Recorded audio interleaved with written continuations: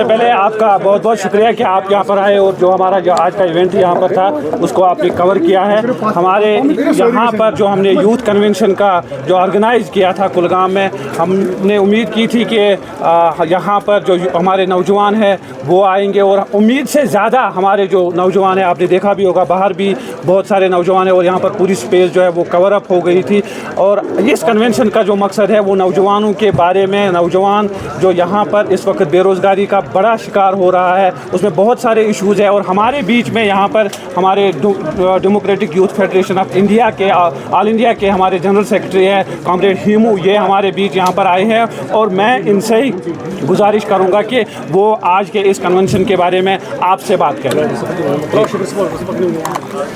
बताएं सर, जो आज यहाँ पे कन्वेंशन मुनक़िद हुआ, क्या मकसद है इसका? और जो JKDYF ने आज यहाँ पर कुलगांव में जो ये कन्वेंशन का आयोजित किया था वो अभी ख़त्म हुआ है। इस कन्वेंशन में 4 ऐसे डिमांड और रेजोल्यूशन हम लोगों ने सब मिलकर पास किया है। उसमें पहला रेजोल्यूशन था immediate restoration of full statehood to Jammu and Kashmir. ये सिर्फ JKDYF का डिमांड नहीं है, ये जम्मू कश्मीर के ज़्यादातर लोगों का डिमांड है। आप लोगों को पता है कि 2019 के बाद केंद्र की भाजपा सरकार ने यहाँ का स्टेटहुड छीन लिया है। उन्होंने 370 जो था कॉन्स्टिट्यूशन में वो आर्टिकल के उन्होंने रद्द किया है।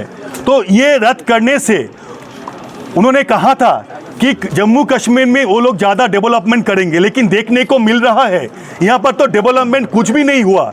जितना भी जो कुछ भी था जम्मू कश्मीर के अंदर वो भी वो लोग धीरे धीरे ख़त्म कर रहा है। ये तो रेस्टोरेशन जो स्टेटहुड है ये हम लोग का पहला ये रेजोल्यूशन था।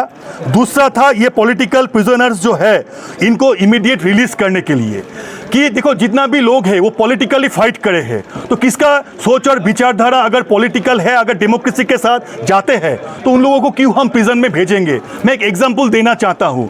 1977 21 जून वेस्ट बंगाल में ज्योति बसु का गवर्नमेंट हुआ था।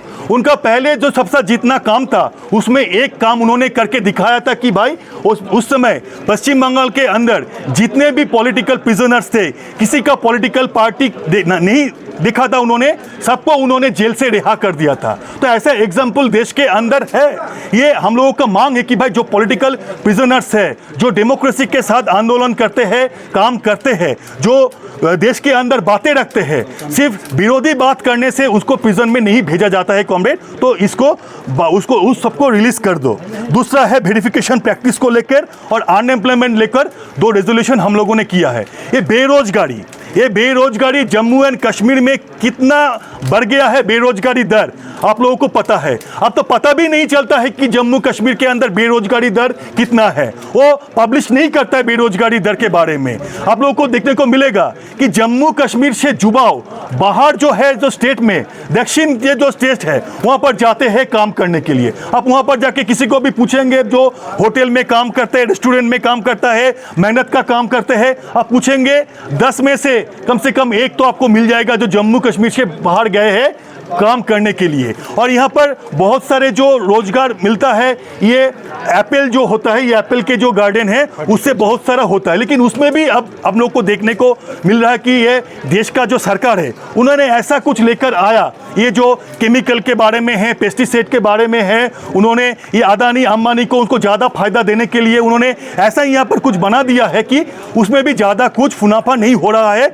अब वहाँ पर भी वो बेरोजगार नहीं मिलता है। तो हम लोग का ये है डिमांड है कि भाई इसको तुम सुधरो, ठीक है, इसको ठीक तरीके से करो।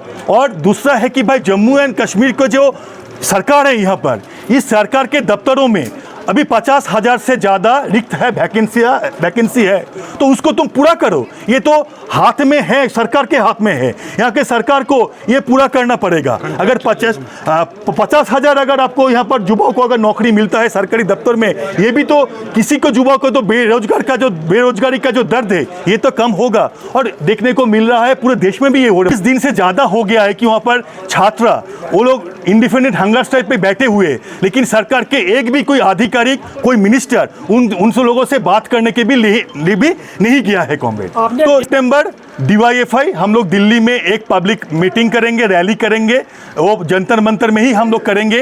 JK DYF भी उससे भागीदारी रहेगा उन लोगों का भी, ठीक है। और जम्मू कश्मीर का लोगों के लिए जितना भी युवाओं का जितना भी मुद्दा है वो मुद्दा भी वहाँ पर हम लोग उठाएंगे। मुख्य क्या रहेगा इसमें? देखिए, जो रेजोल्यूशन यहाँ पर हम लोगों ने पास किया है ये हम लोगों का मेन डिमांड है, इसके आधार पर ही हम लोग वहाँ पर बात रखेंगे।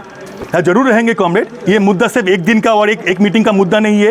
ये हर दिन हम लोग जो लड़ाई आंदोलन करते हैं ये मुद्दा उसके साथ जुड़े होते हैं। ये पहले दिन से हम लोग कह रहे हैं कि भाई यहाँ पर स्टेटहुड को रजिस्टर करना है और ये 370 जो कॉन्स्टिट्यूशन में जो आर्टिकल था इसको फिर से लागू करना है। जरूर सपोर्ट करेंगे कॉमरेड। और कल वो जो वहाँ पर जंतर मंतर में वहाँ पर जो प्रदर्शन होगा उसमें JK DYF के लीडर और हमारा DFI के जो CC लीडर है कॉमरेड अब्रास, वो भी वहाँ पर भागीदारी लेंगे। इस जो जंतर मंतर में कल जो प्रोग्राम होगा उसमें हम